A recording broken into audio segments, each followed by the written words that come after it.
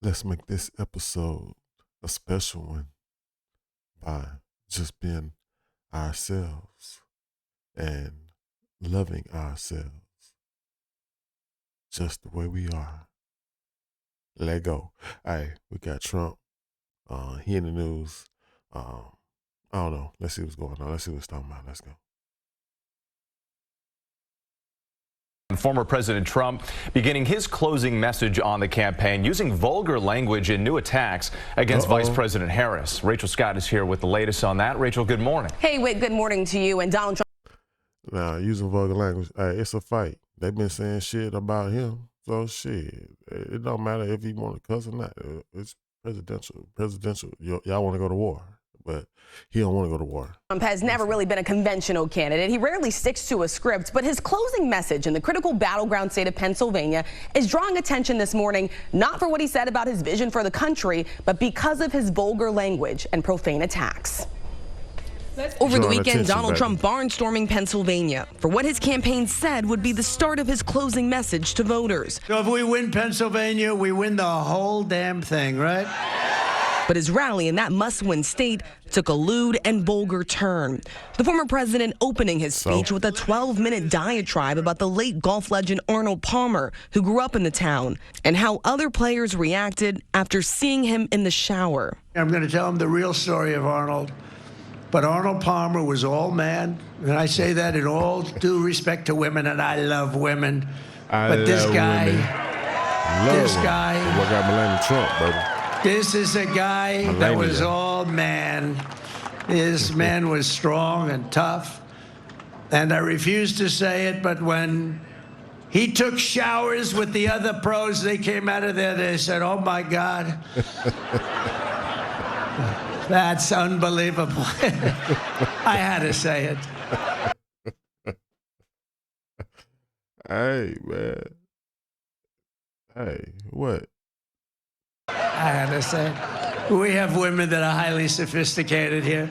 When Trump eventually turned to his rival, he used profanity to attack Vice President Kamala Harris. So you have to tell Kamala Harris that you've had enough, that you just can't take it anymore. We can't stand you. You're a vice president. The worst. Hey, it's a fight.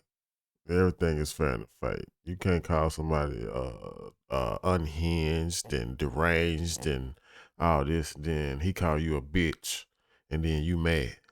Nah, motherfucker. It's a goddamn fight. It's a fight of words. Hey, you choose to say yours, I'm gonna choose to say mine. If I wanna say fuck you, bitch, yeah, I'm gonna say fuck you, bitch. And if you say unhinged, yeah. Trump drifted throughout his speech. In one 30-second riff, he went from pushing false claims about the 2020 election to complaining that President Biden is no longer in the race to talking about his hair. He got 14 million votes and he won. 22 people running, 22 Democrats. I've been talking about his hair every day. Every day I talk about his hair. That shit hard.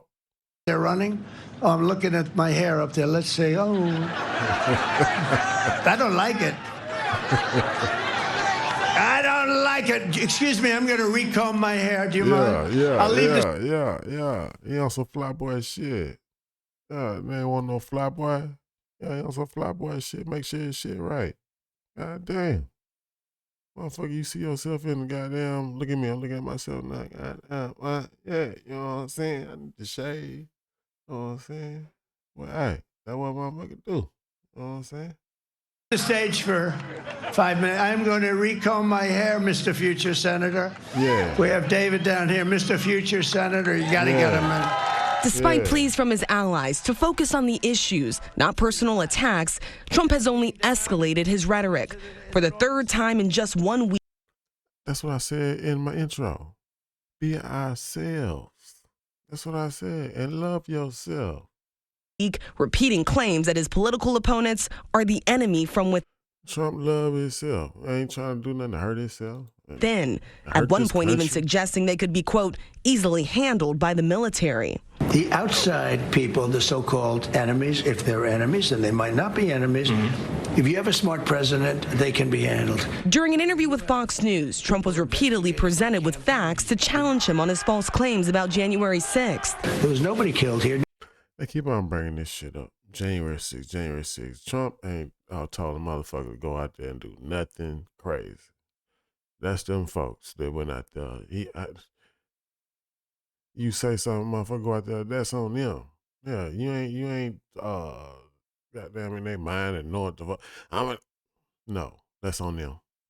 Nobody had guns here either. There were people with guns. Well, really? I'd like to know. You mean in the rally, right. or they had some guns at their home? No, someplace. at the rally. Oh, really? Well, I have not heard that at all. No, I don't think so. Over a dozen members of the mob have faced gun charges as part of the attack. And at a campaign photo op at McDonald's, the former president fixated over whether Harris ever worked there, once again hedging on whether There wasn't no photo op, and he was working, and he was working for real.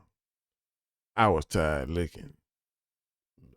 That's a hell of a photo op. Photo op, we go in there, take a picture with the thing on, and I'm gone. That was a photo work session. whether he would accept the results of the November election. It's a fair election. I would always accept it if it's got to be a fair election. Billionaire Elon Musk, who is backing Donald Trump, has been doing a series of campaign events for him in Pennsylvania. But this morning has pledged to give away $1 million a day to people who signed his Super PAC's petition is raising new legal questions. We've talked to experts about this. They say giving people money to vote or to register to vote is a federal crime. We've also reached out to... Well, break the law because I need it. $1 million? See, these people acting $1 million, they acting like they too, what is going on? Well, we don't want to break no laws. We don't want to break no laws. Political organization. We have not heard back, but at least one Democratic governor is saying this should be looked into. Here we are in the final stretch. Okay, Rachel, thank you. Elon, where you at? Here I go. But we don't want to break no law. I'll work for it. $1 million. Hey. Donald Trump talking about Arnold Palmer, Django thing. And what do you call that girl a bitch? I call her a bitch too. You saying all this shit about me. But hey, that's it. That's the episode. I ain't gonna hold y'all long. Just remember this. Love yourself. More than anything, what you gonna do. Love yourself. Love yourself. Love everybody else.